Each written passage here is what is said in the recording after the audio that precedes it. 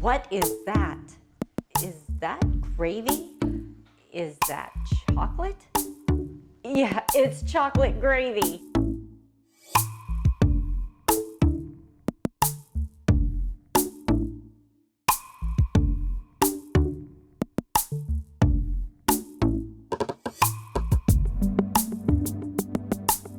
Today I'm going to make for you my favorite recipe, chocolate gravy with homemade biscuits. This is a recipe that is not only fun, but it's pretty easy as well. You will love it, your kids will love it, and your friends will want to come over every time you make it.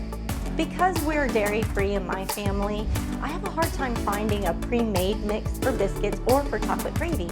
So to make my life easier, I'll put just enough dry ingredients for one batch of biscuits and one batch of chocolate gravy in my jars, and I keep the jars in my pantry. That way I can just grab them and start cooking. The biscuit recipe calls for buttermilk. I can't use regular buttermilk, so I have to make my own. If you're dairy-free like me, I'll show you how. You start off with 1 cup of milk, and then you want to juice a lemon, half a lemon if it's large, or a whole lemon if it's small. And then you want to mix them together and give it 10 minutes to curdle.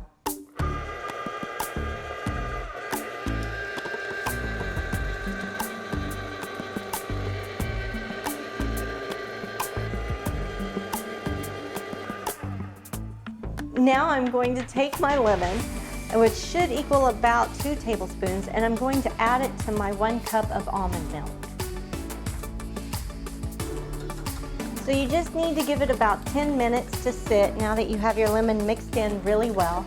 It will start to separate the acid from the milk, so every once in a while you'll just want to stir it to keep it curdling, because that's what gives it the good flavor when you pour it into your biscuit recipe. While my milk is curdling and turning into buttermilk, I'm going to sift my dry ingredients. For the recipe of the biscuits, just look in the comments below. I'll have the recipe down there. But it's good to sift your dry ingredients because that'll help your biscuits to be a little more fluffy.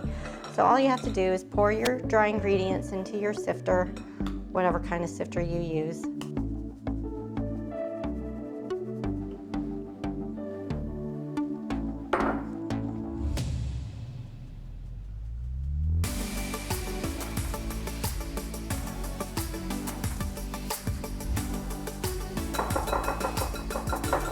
Now that you have the dry ingredients all sifted and ready to go, you want to get your butter flavor shortening out of the refrigerator. Keep it in the refrigerator till you're ready to use it, because the colder it is, the easier it will be to keep it crumbly and not start melting on you.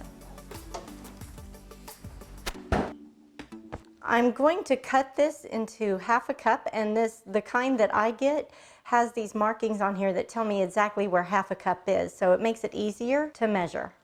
And then you just want to cut that into your dry ingredients. I'm going to cut my shortening into my biscuit ingredients using the pastry blender. You just cut down. If you don't have a pastry blender, get one because they're so much easier to use.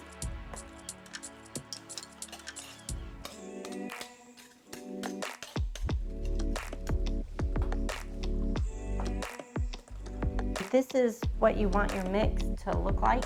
Once you have your shortening in, it should look like coarse crumbs. For your biscuits, you want to preheat your oven to 450. It's time to butter your pan. I like to use the shortening, the butter flavor shortening, to butter it. And I also like using a cast iron skillet. It gives the biscuits a little better of an even bake than if I do them on a cookie sheet. And you just want to make sure you coat the pan all the way on the sides and the bottom, like that. I have my oven preheating. I have my skillet all buttered and ready to go. The last thing I need to do is add my liquid to my dry ingredients for my biscuits. For the liquid, you just want 2/3 cup of your buttermilk, whether it's your homemade buttermilk or your store-bought buttermilk. Here's 1/3 cup.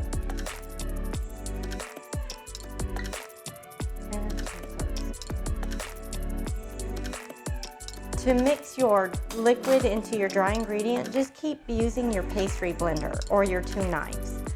And what you're really trying to do is just fold that powder in, get that powder, as much of it, into the wet ingredients as possible before it's time to turn it out and mix it. It gets a little hard there as your dough gets thicker. This is what you want your dough to look like before you turn it out. And you don't want to knead it much because the more you knead it, the stiffer it will get. So coat your counter or whatever surface you're using with some flour. And then what you want to do is you just want to turn this out, and you don't want to knead it a whole lot. Again, we're trying to keep this as loose as possible so it'll be flaky. So that's good right there. Typical rule of thumb is about 1/2 inch to 1 inch. And my grandmother taught me that this part of your pointer finger is just about 1 inch. So you can use that as a measurement for your baking. So that's what I've always done. And my biscuits have always come out pretty good thickness. I've not had any complaints. And in places where you over squish it, you can just push it back and it'll pump back up for you. But you can see it's just about 1 inch around.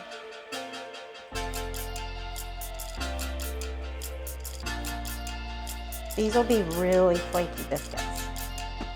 Then you want to take your round cookie cutter or biscuit cutter, whatever you have. This is mine. I don't know how many inches that is. Let's see, 1, 2, probably 2.5 inches. And then you just want to cut your biscuits.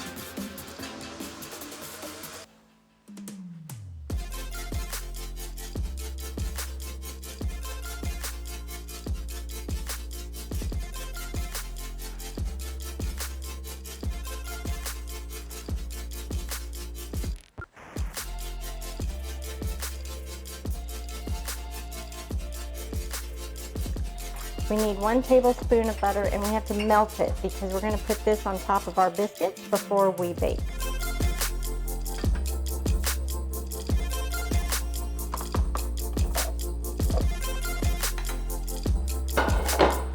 My butter is all melted, so I'm going to add it to the tops of my biscuits. And this will help the biscuits brown up. This will also help the biscuits taste good. You want to get them and get the butter in all those little nooks and crannies there. See how the butter just seeps through? That's going to be some good stuff right there. All right, my biscuits are buttered. Now it's time to get them in the oven.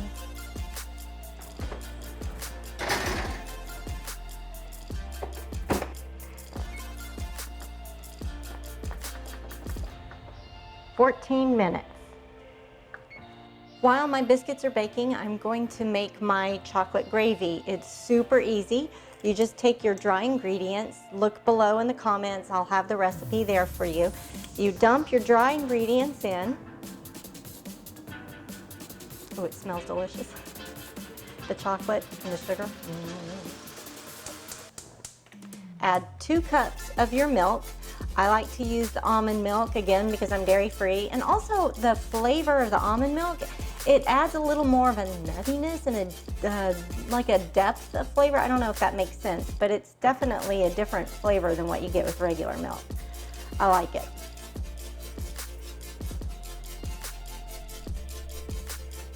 I'm pouring the milk in slowly so that I can get my ingredients mixed in really well. I don't want my dry ingredients to be lumpy, so the slower you do your milk, the easier it'll be to get that dry ingredients to mix through.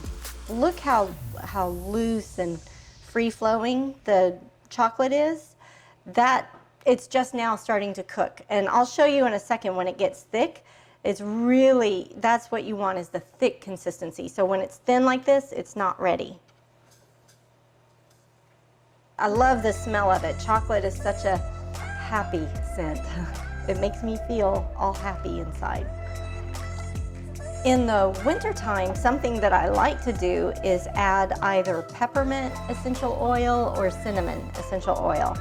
It gives it just a minty flavor, a holiday feel. While I'm stirring, also I wanted to ask if you guys could just subscribe. It would really help me to know that you are getting something from this channel and that you do want to keep seeing more. And it would make me feel better about what I'm doing. So yeah, if you could please subscribe, that would be great. Yeah, look at that. You can tell already. See the difference? Can you tell? It's a lot thicker now. My spoon is having a harder time pushing through. So my biscuits are ready. My biscuits are ready. See how bubbly and thick it is? That's what you want. Good, thick, rich. Gosh, my mouth is watering right now. Okay, that's the thickness I want. Now that I have the thickness, I'm going to add my vanilla extract and just a couple of twists of salt. Again, I don't like things super sweet, so I'm cutting that sweetness with just a little bit of salt. First, I'll use my vanilla extract. I'm just trying to get it cooled a little bit. Again, if you're adding flavors to something hot, it degrades the flavor, so don't do it while it's bubbly. Just kind of wait a second. Just a capful, which I guess is about probably half a teaspoon, I guess, of the vanilla extract. Stir that in, and then just a twist, a couple of twists of salt. That should do it. That'll be good. All right, we're ready.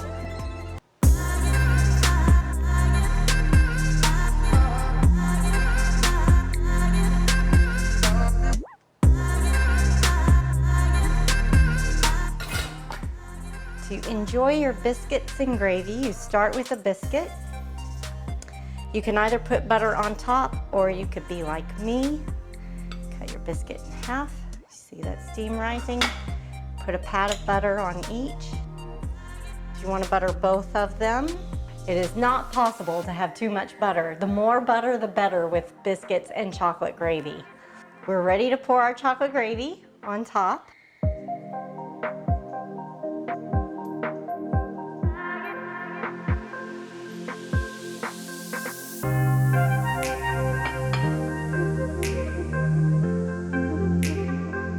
Take it from right here. Some people like to add extra butter on top of the chocolate gravy after they've added their chocolate gravy, but I'm fine with this.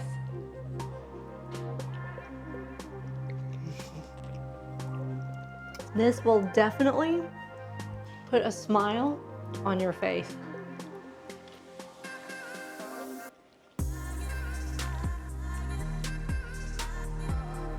It's not too sweet because of the way I make it, but you can make yours sweeter. The butter is super soft and melty, and it's salty. The sweet and salt together is amazing. My biscuits are perfectly flaky. They came out perfect. The texture is, there's a little tiny bit of crunch on the biscuit. If chocolate gravy seems weird to you, trust me, give it a try. I promise you will not be disappointed.